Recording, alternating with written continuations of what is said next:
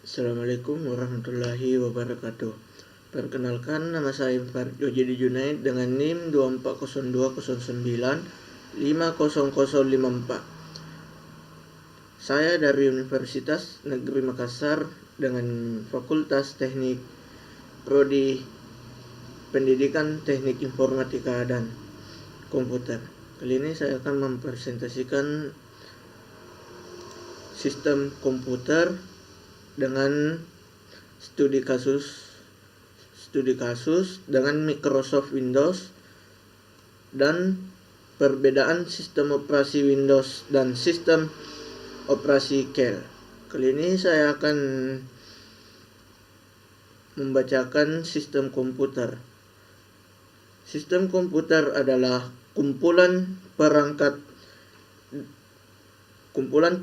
keras dan perangkat lunak yang bekerja secara bersama-sama untuk menerima, mengelola, menyimpan, dan menampilkan data atau informasi.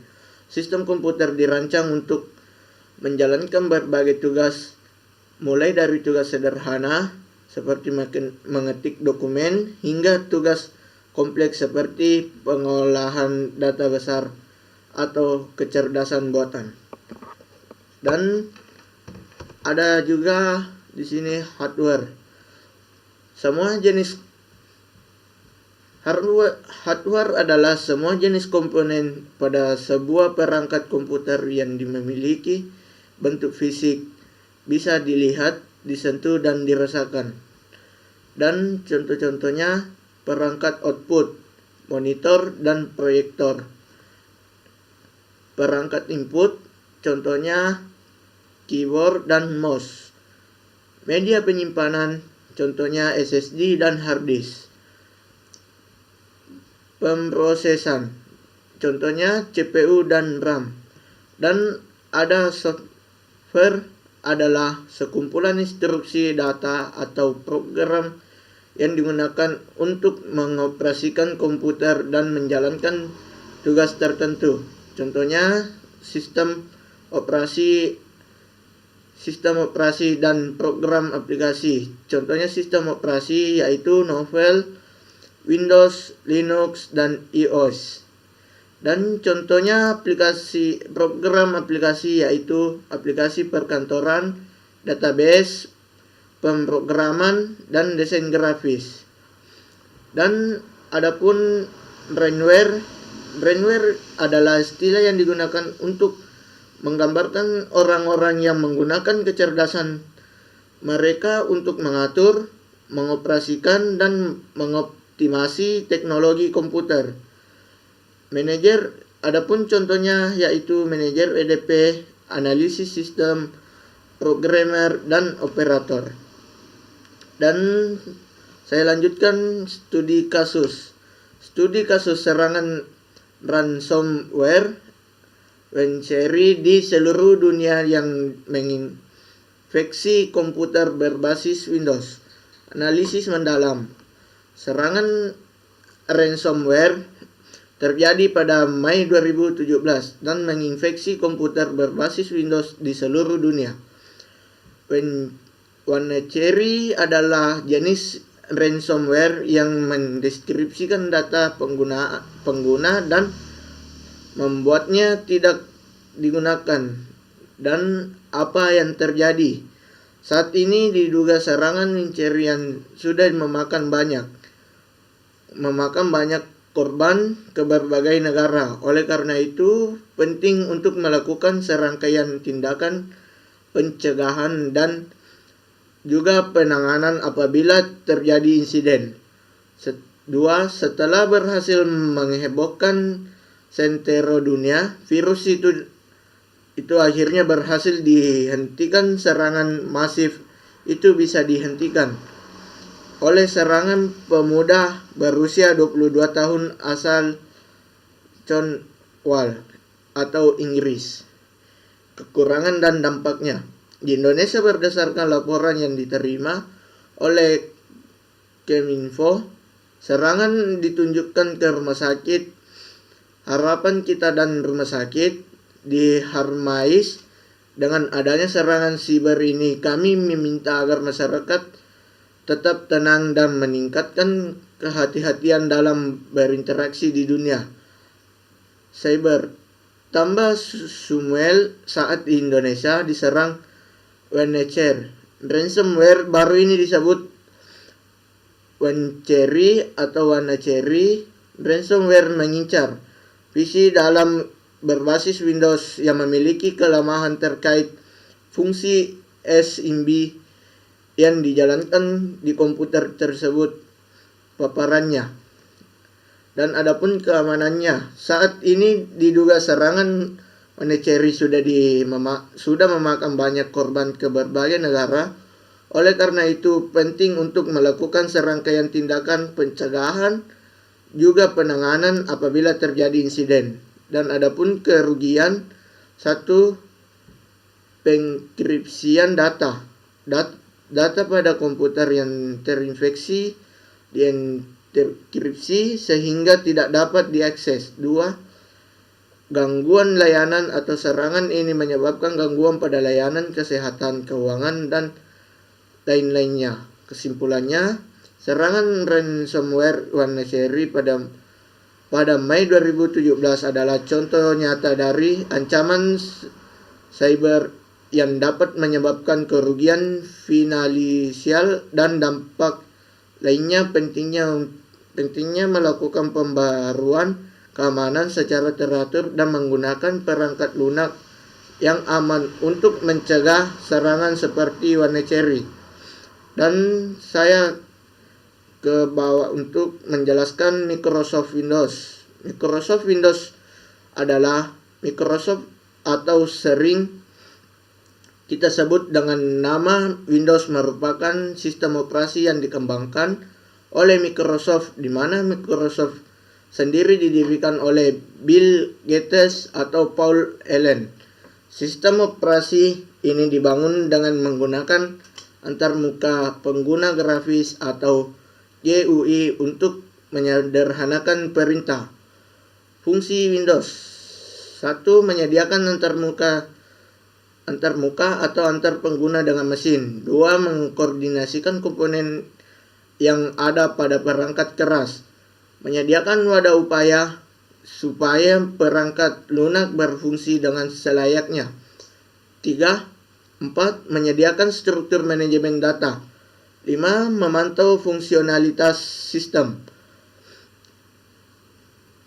Windows merupakan salah satu sistem operasi yang mayoritas paling banyak yang digunakan oleh pengguna komputer. Hal ini tentu saja tidak mengherankan atau mengingat Windows menyediakan beragam fitur serta kebutuhan yang sangat menarik untuk calon pengguna. Untuk informasi selengkapnya mengenai apa itu pengertian dari Windows, dapat pengguna simak pembahasan singkat berikut ini. Tentunya sebagai penunjang kelengkapan informasi, saya juga akan menjelaskan mengenai fungsinya, sejarah, kelebihan, dan kekurangan Windows. Kelebihan dan kekurangan Windows. 1. Mudah digunakan. 2. Available software. 3. Dukungan untuk perangkat keras. 4. Fitur plug atau play. 5. Kebutuhan sumber daya yang tinggi. 6. Harga tinggi. 7. Serangan virus. Dan perkembangan Windows 1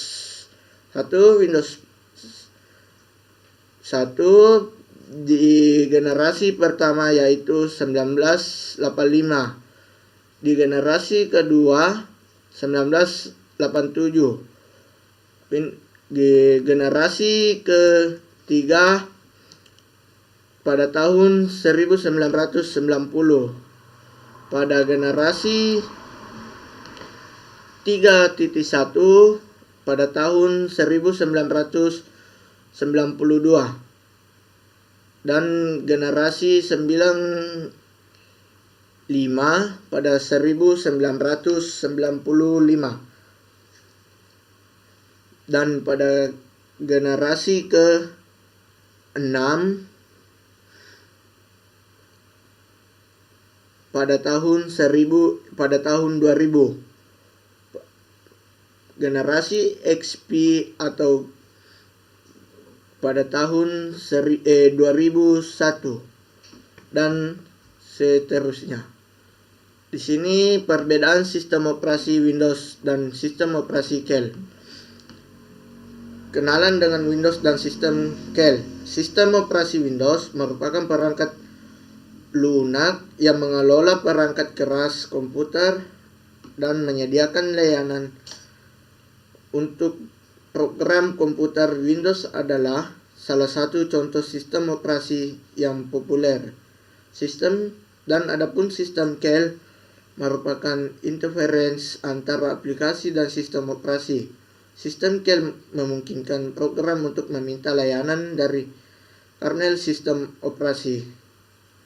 Perbedaan sistem operasi dan Windows berdasarkan fungsi. Sistem Kel berfungsi untuk melakukan operasi dasar dari file, manajemen proses, dan komunikasi antar proses. Sistem operasi Windows merupakan menyediakan antarmuka pengguna, grafis, manajemen sumber daya, dan berbagai aplikasi serta layanan untuk pengguna. Dan perbedaan sistem operasi Windows dan sistem Kel berdasarkan interaksi. Sistem Kel berinteraksi langsung dengan kernel untuk melakukan tugas tertentu. Contohnya sistem Kel termasuk open. Dan sistem operasi Windows mengelola interaksi antar perangkat keras dan perangkat lunak, serta menyediakan API atau Application Programming Interference untuk aplikasi. Dan perbedaan sistem operasi Windows dan sistem Kel berdasarkan abstrak. Sistem Kel menyediakan tingkat abstraksi yang lebih rendah, berfokus pada operasi sistem yang mendasar. Dan adapun sistem operasi Windows menyediakan tingkat abstraksi yang lebih tinggi dengan antarmuka yang ramah pengguna dan aplikasi yang digunakan. Dan adapun perbedaan sistem operasi Windows dan sistem Kel berdasarkan implementasi. Sistem Kel adalah di semua sistem operasi, tidak terbatas pada Windows, dan digunakan dalam berbagai sistem operasi seperti Linux, iOS, dan lain-lain. Sistem operasi Windows khususnya untuk platform Windows dan memiliki arsitektur secara fitur yang berbeda dari sistem operasi. Dan adapun perbedaan Windows dengan Kel berdasarkan pengguna. Sistem Kel digunakan oleh programmer untuk membangun aplikasi yang memerlukan akses ke fungsi dasar sistem. Dan sistem operasi Windows digunakan oleh pengguna umum dan profesional untuk menjalankan aplikasi dan mengelola sumber daya komputer. Kesimpulannya, Windows adalah sistem operasi yang populer untuk komputer pribadi dengan keunggulan dalam dukungan aplikasi dan kemudahan penggunaan.